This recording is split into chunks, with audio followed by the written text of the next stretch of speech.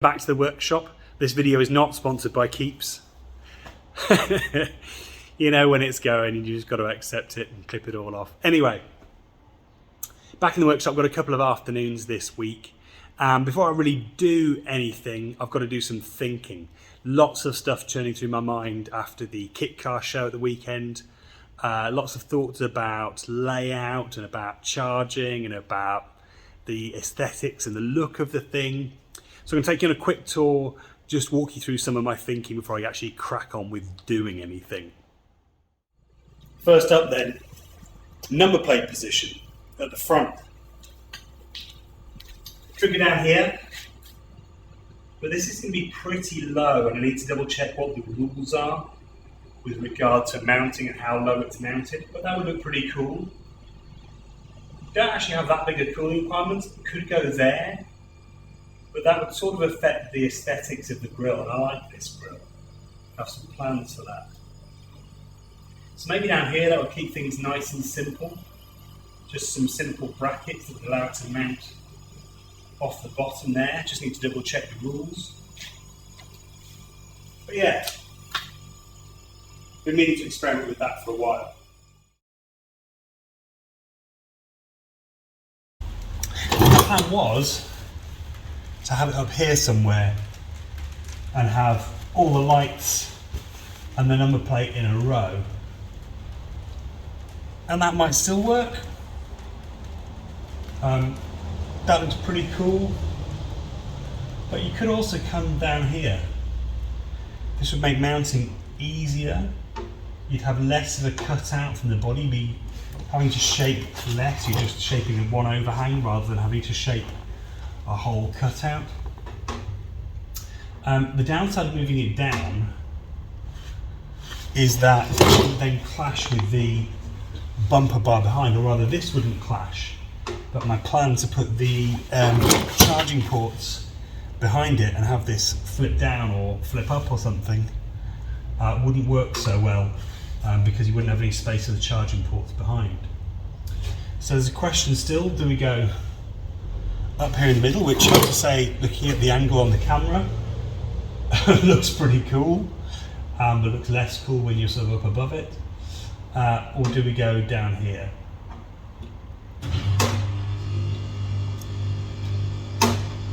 Votes in the comments, please. I don't know. Still not sure on that one.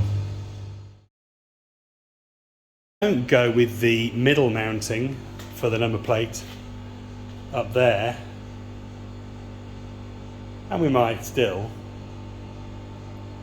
That leaves another question, which is where do we put the charging port? And bear in mind, in an ideal world I'd have three. Could combine them all into one, have a Type 2 and CHAdeMO combined. That means spending some money to get a new one and also getting an adapter cable for home. I'd quite like to keep just a simple Type 1 for home charging if I can. But then if it's not in the back there, where do we put it? So do we have some sort of cutout here, some sort of, flip up charging cap, something in stainless steel maybe? Could look pretty cool, but that would only allow for one charging port. Do we have a flap here where the normal Z3 charging port, filler cap is? Again, that would probably only have space for one, so we'd have to do a combined.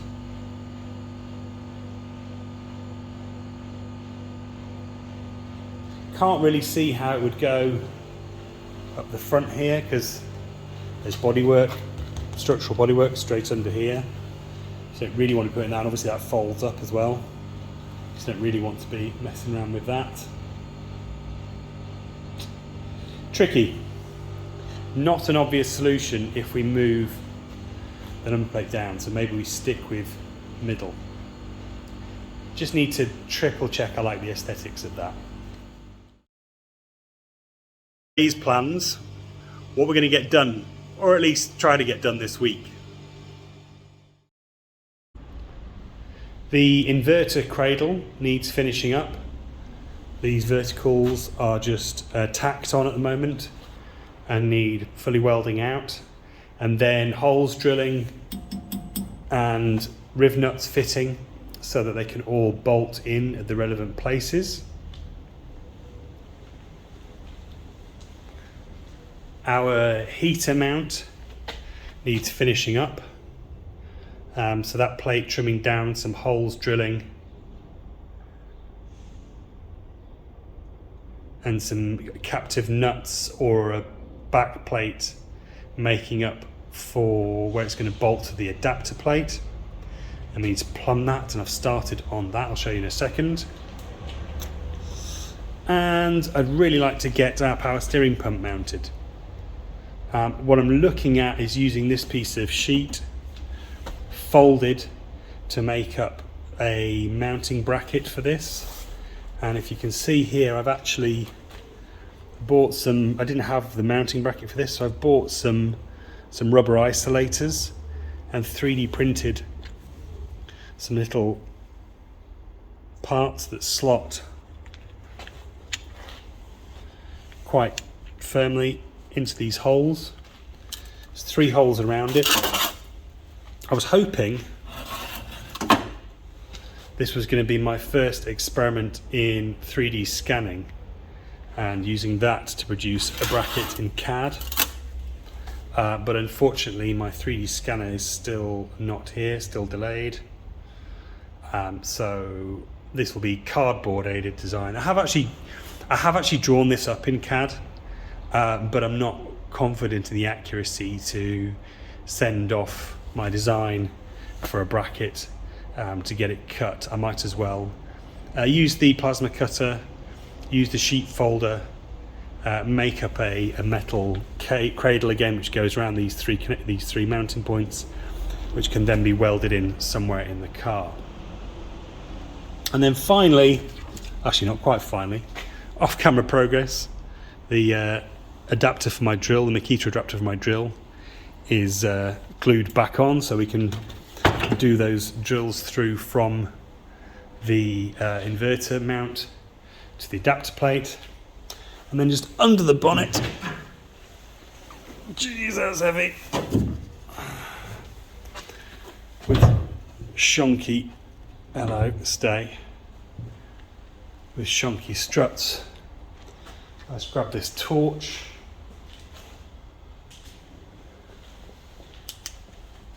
You can see I've just started on plumbing out the heater. That will stay there.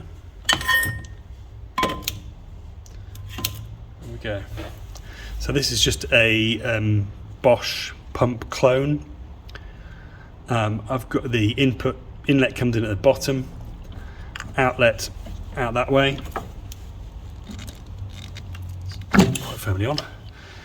That's the inlet and outlet for the heater matrix inside the car.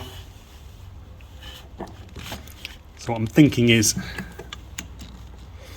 we use the pump effectively as a right angle to go in there.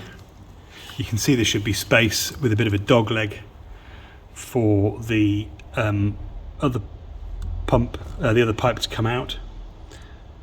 We'll use this, what was the mounting bracket for the solenoid valve, and just run a vertical piece off here to bolt the pump to. We'll then come down off here through a dog leg again and down into the heater, which we mounted down there, and then round back up again or down again, whichever way you want to look at it, into the other connection. Nice and simple. And then the only thing we have to add after that is a reservoir up here somewhere for the tank. But we'll worry about that when we know how much space we've got, and we'll see what we can do there. Cool, right, time to actually do some stuff.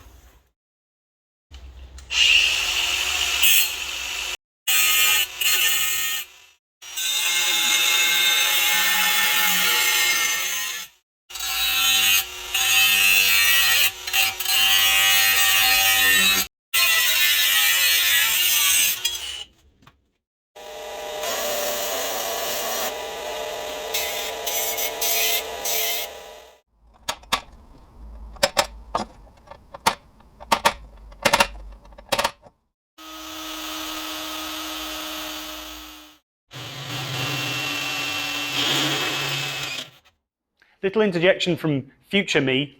While I'm thinking about it now, and I should have said this at the start of the video, if you're not subscribed yet, and you are liking this already, please do hit that subscribe button now before you forget. Thanks a lot.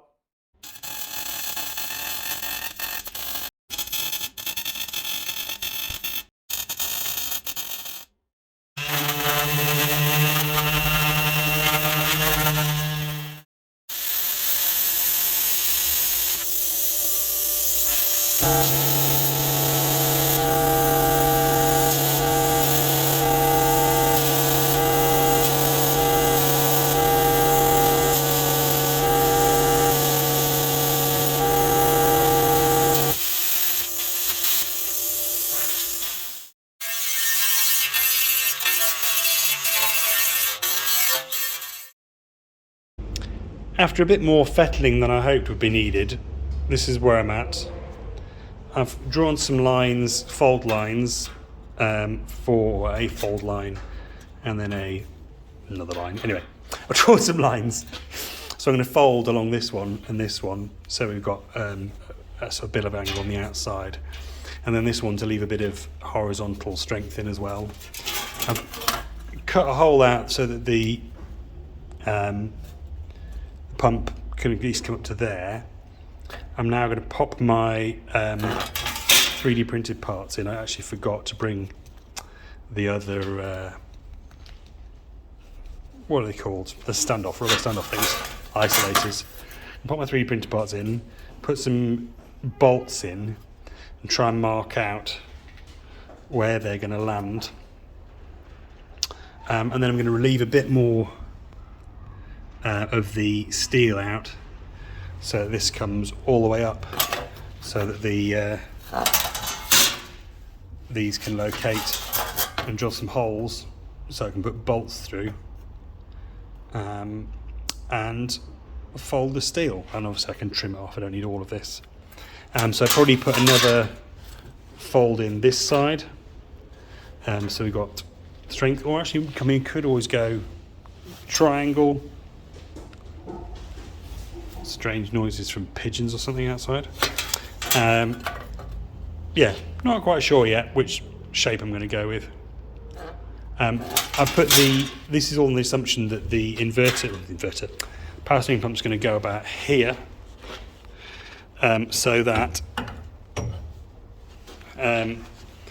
these pipes, in some ways I want it to sort of rotated slightly that way, so that the two pipes can just go straight down to the power steering pump there. Power steering pump? I'm tripping over all my words today. Right, the lines can go straight down to the rack down there. Nice short runs that should just be able to tuck between the battery box and the motor around the back there with a bit of luck. So here's me happily making a mounting bracket for this power steering pump, when I realised I haven't actually tested my hypothesis as to how it works. So what I think is, you obviously got your two power wires, positive and negative. You've got some CAN bus here. You've got connections for a steering angle sensor. This is off a Ford Focus TDCi, by the way. And you've got an ignition trigger here. Now obviously I've got positive, negative, my ignition trigger hooked up, but nothing's happening. Why is that? Well, I think from what I've read that there's some sort of voltage sensor in there, and it only triggers the power steering pump when the voltage goes up to about 14 volts. Obviously in a petrol engine car, that would mean the engine's running and the alternator's on. In my case, that will mean the DC to DC converter's running. So in theory, with this hooked up to the battery, if I start my ignition, this pump ought to start. Now it's dry, obviously I won't run it for very long, but I'll be very, very happy if that works. So I'm going to set the camera up, try the ignition, and well, hope not to be disappointed. Half expecting fire.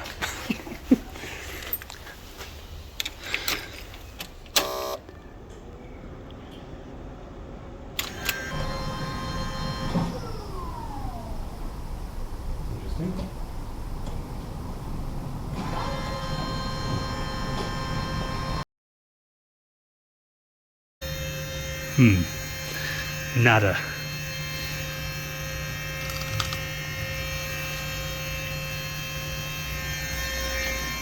Just my other pump you can hear.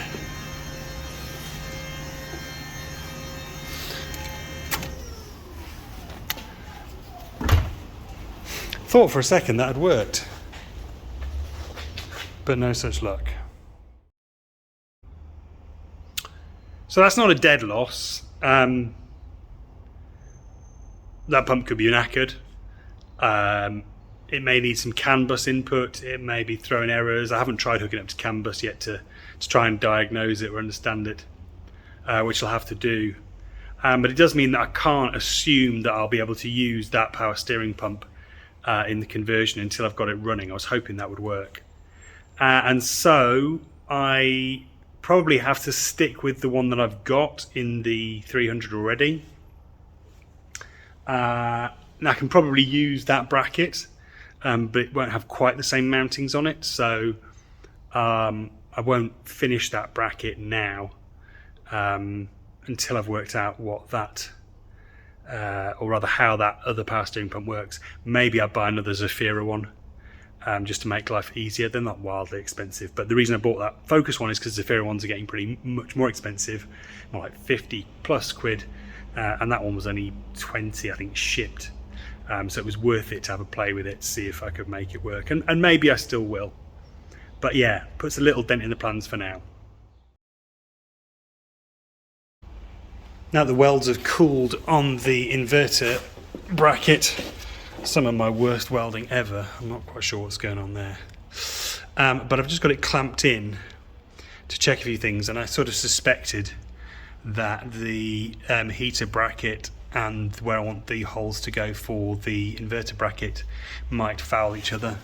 So I'm going to have to cut this down a bit and re-drill those holes down here, so there's plenty of space for a couple of holes for the inverter bracket up there. I'm probably going to go a bit overkill, I think, on inverter bracket mounts. Rather than go 8mm, I think I might go 6mm and just do 6, so 2, 2, 2. And then it should be nice and secure. Yeah, so cut the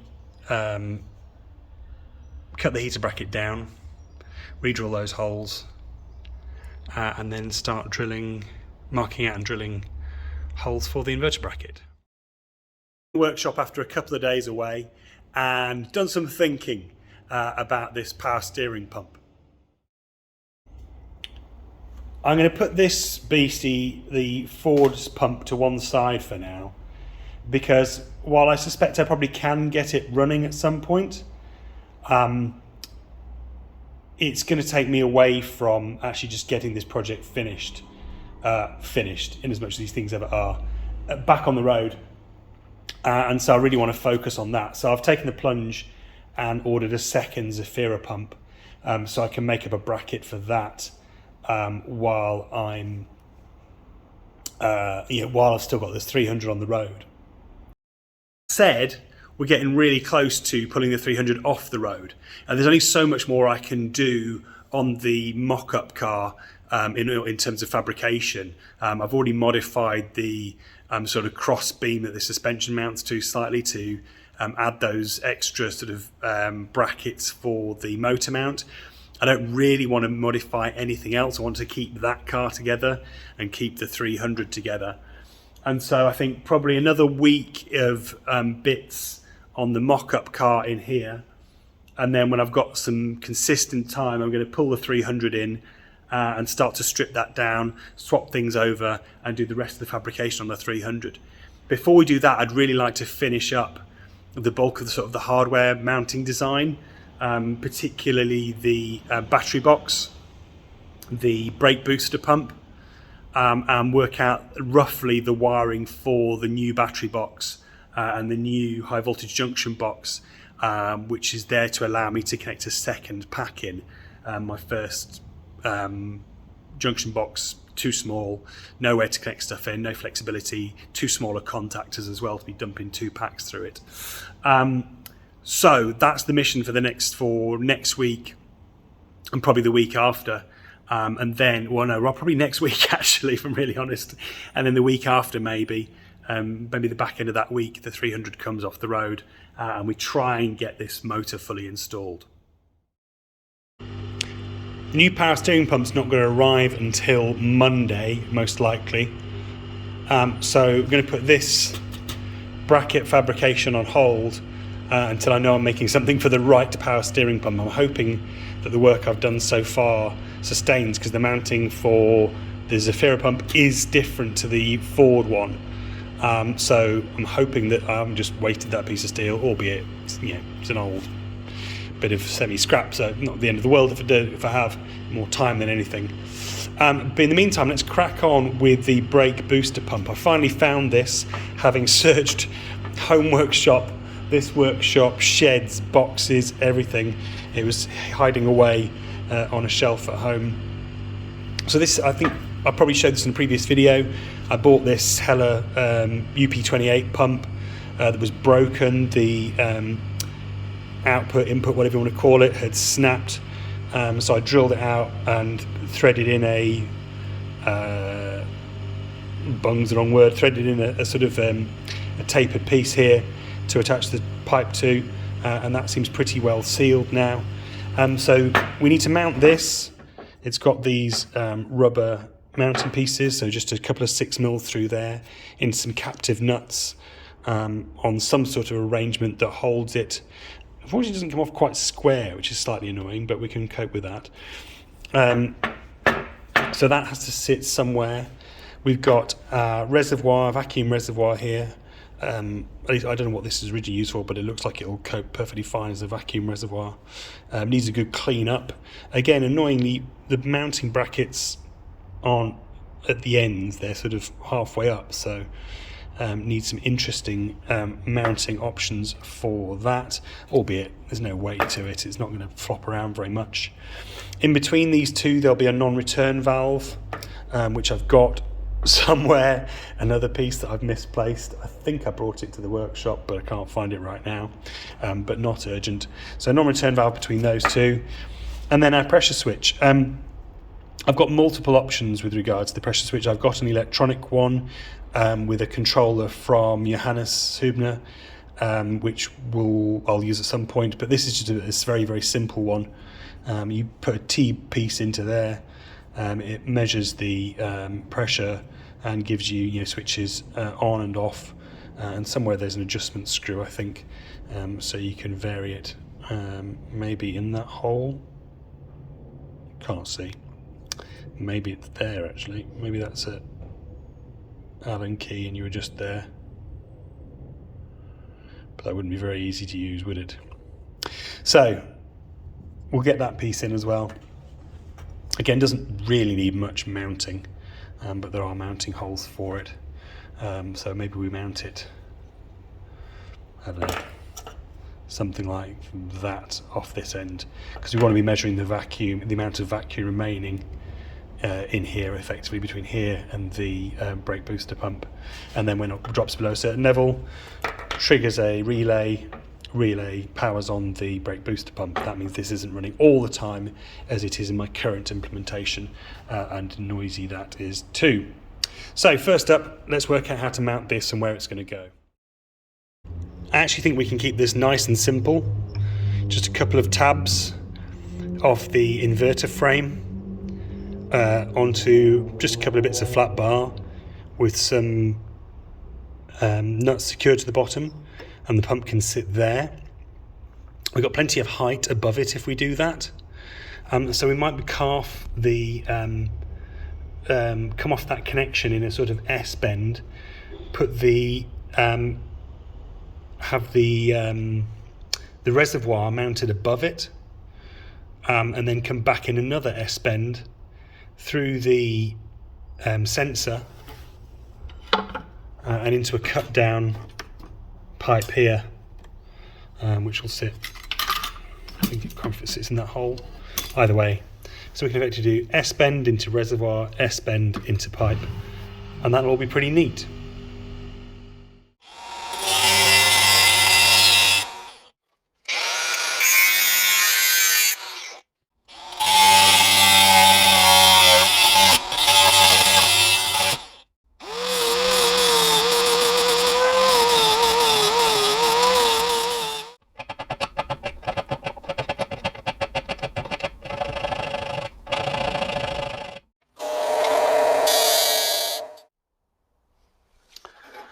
there we have two nice square matching brackets that we can bolt onto the bottom of the vacuum pump and tack onto the frame for the inverter mount. I'm coming to really love this beastie. Just great for squaring things up, tidying things up, making things really neat. Very nice present that was. Very useful. Thanks, Mum and Dad. In the interest of speeding things up, I haven't filmed this, but I took the inverter out, leveled up the frame using my digital spirit level, clamped it off with some G-clamps so that it couldn't move, and then I've drilled through all the holes for the screws, the M6 bolts that are going to hold that all together. So I'll now pop the frame out, add some riv nuts, and then pop it back in before I tack weld the mounting brackets for the vacuum pump in. And there we go. Our mounting frame for the inverter properly bolted in, nice and secure. A couple of M6s on each upright, and I've also cleaned up the metal here, ready to weld some bits to it. Can't do that though until I've got some more M6 nuts. I've realised I've run out, so I can't weld any captive ones onto the bottom of the new mounting parts. Hello, noise. From over here. So I'm going to pop out to the hardware store, get myself a sandwich at the same time, and then come back and weld those brackets up. Managed to find some M6 nuts at the local hardware store, ungalvanized as well, so no need to attack them with the angle grinder for welding. Quick and ugly blast with the MIG, and we've got two brackets ready to go on in there. I'm refueled cheese onion sandwich and Twix, the undisputed champion of all chocolate bars. You may have your own opinion, but that's a fact. And ready to keep going. Quick look at this. Reservoir is the wrong word. Can you have a reservoir of vacuum? Don't know. But quick look at this reservoir, let's call it that. Accumulator, that's probably the better word. While we wait for those brackets to cool. Couple of things. First of all, the fittings on it are smaller than our brake pump, or than that goes into the servo. Now that would concern me were it not for the fact that that is also true of the fittings on the Audi accumulators that people are already using. I don't see that as a particularly big issue, although I do wish they were consistent. I did think about drilling them out until I realised, and don't ask me how I know this, because obviously I wouldn't put my mouth around this dirty thing, and if your mind's going there, that's on you, not me.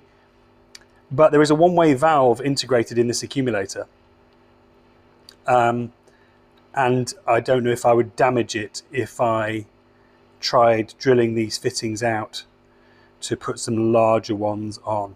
Also might not get a great seal, although I could overcome that, I'm sure, with some epoxy or silicone or something.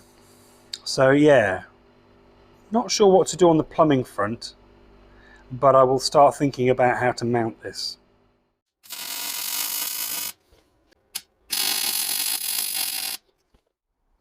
There we go. Welds have cooled down. That's our vacuum pump in. And this is all starting to look pretty smart. Thinking about the mounting of the reservoir or accumulator,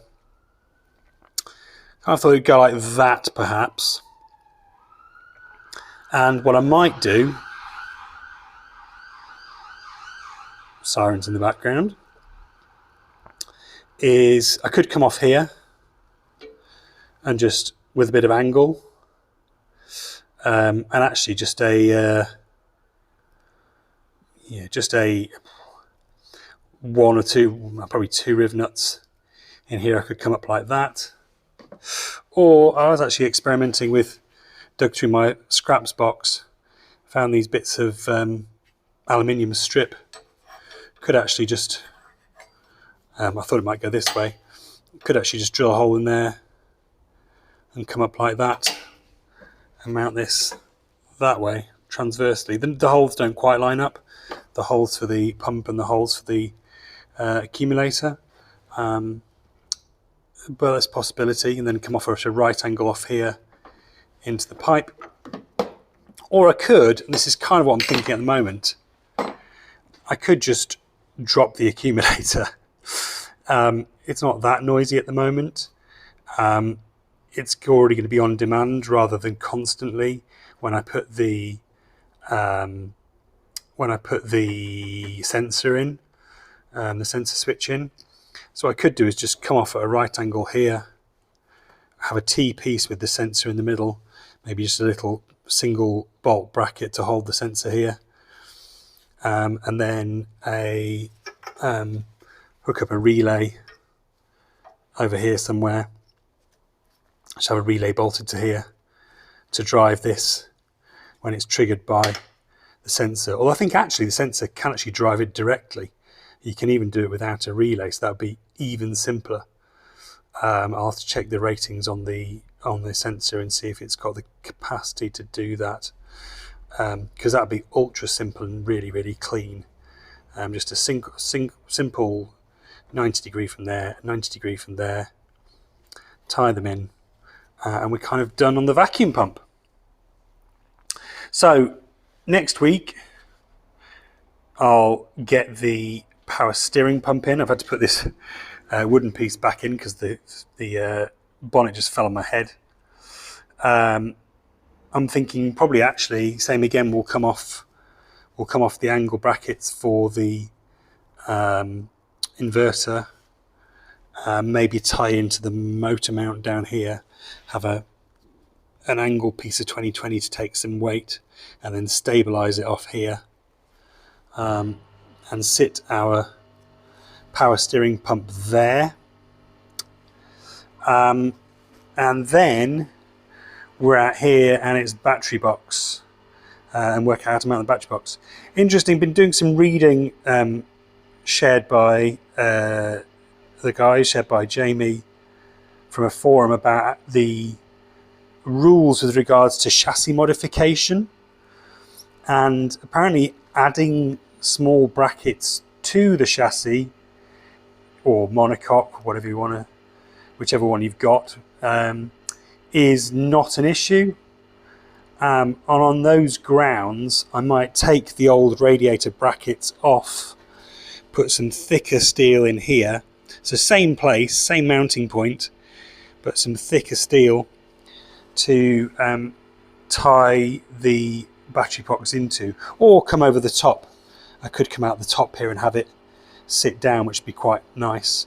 Maybe even cut some curved steel around here so that I can get the full strength, the full vertical strength to tie into these chassis rails, whatever you want to call them, and just drop the battery box on, and then it will sit at the back. We can sit on the engine mounts, at the front sit on the chassis rails, and then we can do, when we've got that in, then we can do some tying in for torsional support for the motor, because that is pretty wobbly at the moment. I think a bit of extra torsional support would be good. So I'm thinking maybe a beam, just join those up with a beam to give it some support there, and so that the battery box and the motor can tie into that motor mount. Lots of different ways we could go, but yeah, not far now till really the next obvious step is to pull all this out of here, bring the 300 in, strip it down, and swap all this over. Still got to get a coat of paint on here and finish up some welding. I'd like to put a little gusset in here. I'd like to tie this across ideally as well, a bit more strength. Not sure what I'll use yet, but something to tie those together to make sure it's nice and strong. And then, as I say, make up something to come off here and tie into that to give some sort of torsional rigidity. So that'll wrap it up for today. Really good progress.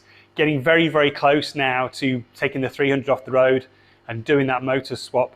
I'd like to get some preparation done for the wiring. I've still got to completely redo my high voltage junction box, which will appear in a future video.